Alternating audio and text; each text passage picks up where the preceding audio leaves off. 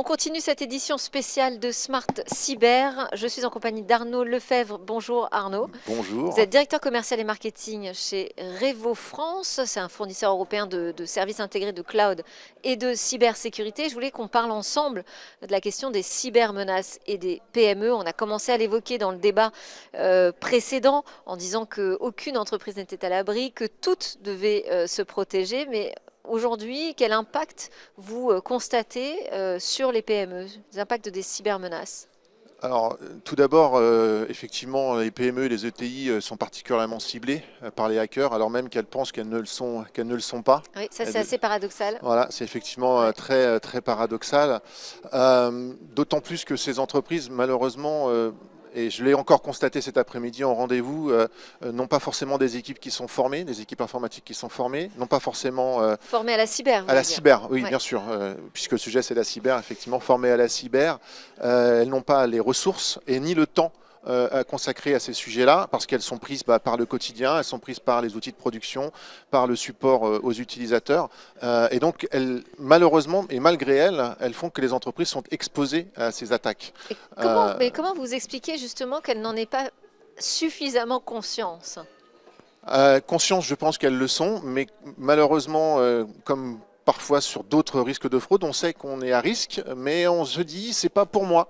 C'est peut-être mon concurrent ou une autre entreprise qui va être ciblée. Et moi, PME, qui va vouloir venir me hacker? Alors même que, en fait, si, et on le constate régulièrement avec des impacts qui peuvent être très très forts. Jusqu'à Jusqu'à la la cessation d'activité. fermeture et la Complètement, cessation absolument, d'activité. absolument. Enfin, moi, j'ai quelques exemples assez incroyables sur ce sujet. Et vous voyez une progression de cette menace Il y a une progression de qui cette cible menace. particulièrement, je veux dire, les PME?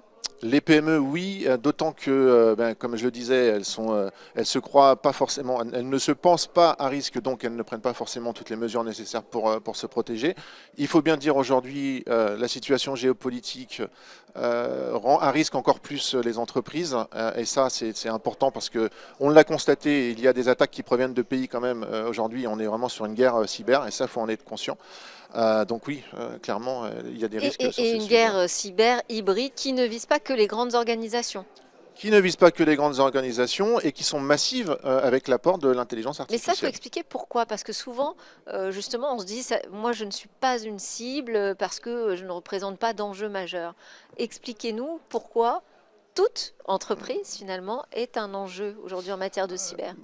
Déjà, tout simplement, il n'y a là pas du gain pour les hackers de venir chercher même quelques centaines de milliers d'euros. Ça se cherche et on peut aller chercher ça dans les entreprises, même des PME.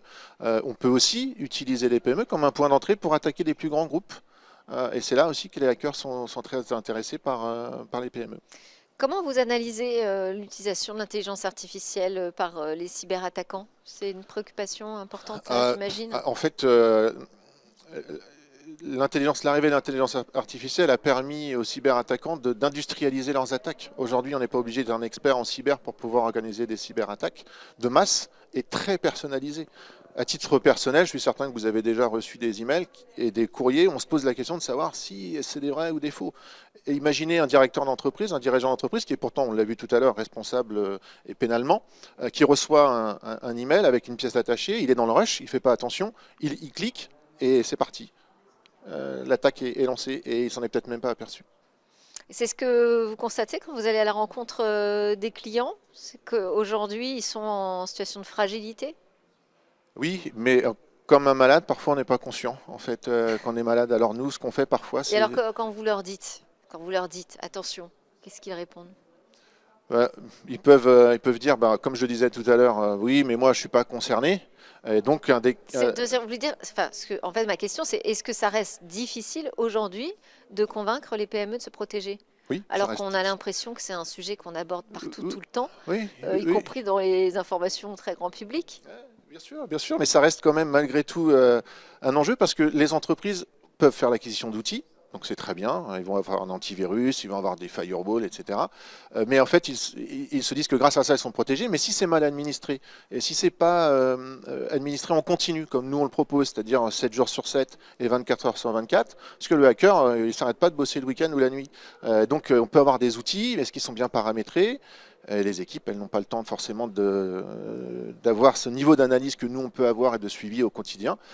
Et là, voilà, on est très, très exposé au risque dans ce cas-là. Bon, bah, peut-être qu'on en aura convaincu quelques-unes Je le souhaite, de je ces l'espère. PME en vous écoutant, Arnaud Lefebvre. Je rappelle que vous êtes le directeur commercial et marketing de Revo France. Merci beaucoup. Merci beaucoup pour l'invitation. Je vous en prie, on continue les interviews cyber tout de suite.